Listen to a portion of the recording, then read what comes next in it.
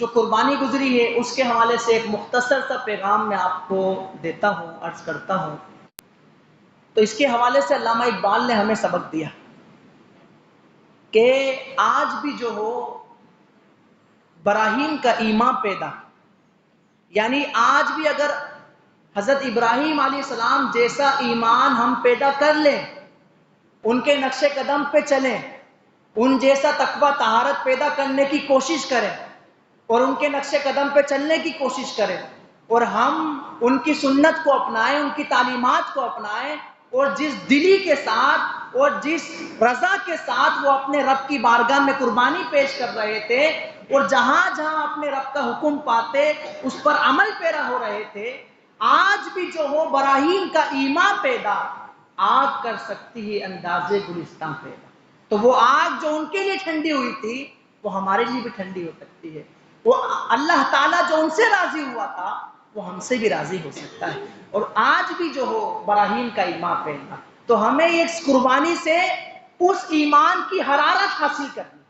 رسمی طور پر قربانی پیش کر کے اور بس گوشت کھا کر اور تقسیم کر کے اپنی جان چھڑا لیں، نہیں، بلکہ ان جیسا ایمان اپنے اندر پیدا کرنے کی ضرورت۔ پھر اسی کو آگے علامہ اقبال نے فرمایا، براہیمی نظر مگر پیدا مشکل سے ہوتی۔ یہ جو ایمان پیدا ہوگا یہ آسانی سے تھوڑی ہوگا، یہ تو بڑی قربانیاں دینی پڑیں گی۔ یہ براہیمی جو ایمان ہے یہ پیدا آسانی سے نہیں ہوتا، یہ مشکل سے پیدا ہوتا ہے، یہ آسانی سے پیدا ہونے چیز نہیں ہے، اس کے لیے آپ کو کئی قربانی دینا پڑے گی۔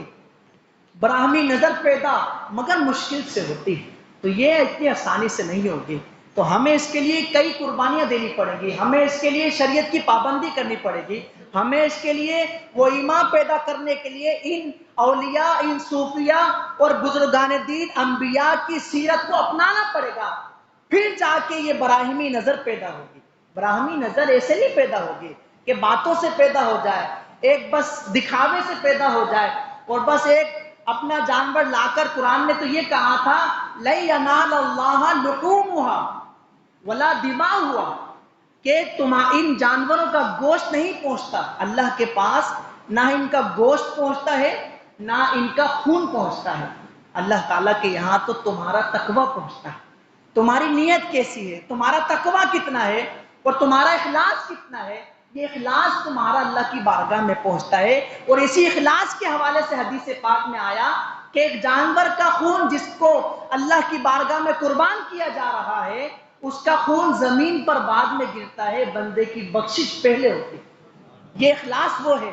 یہ اخلاص وہ ہے۔ تو یہ قربانی کے ایام، یہ قربانی کا عید الاضحیٰ کا موقع، یہ ہمیں ابراہیمی ایمان پیدا کرنے کے لیے آتا ہے، اور ہم اس ایمان کو پیدا کریں کہ کیسے کیسے ابراہیم علیہ السلام کو اللہ نے حکم دیا کہ اپنے بیوی بچوں کو صحرا میں چھوڑ دو، وہ لبیک کہتے ہوئے نظر آئے۔ اللہ نے فرمایا کہ اپنے بچے کو قربان کر دو، وہ لبیک کہتے ہوئے نظر آئے۔ وہ جب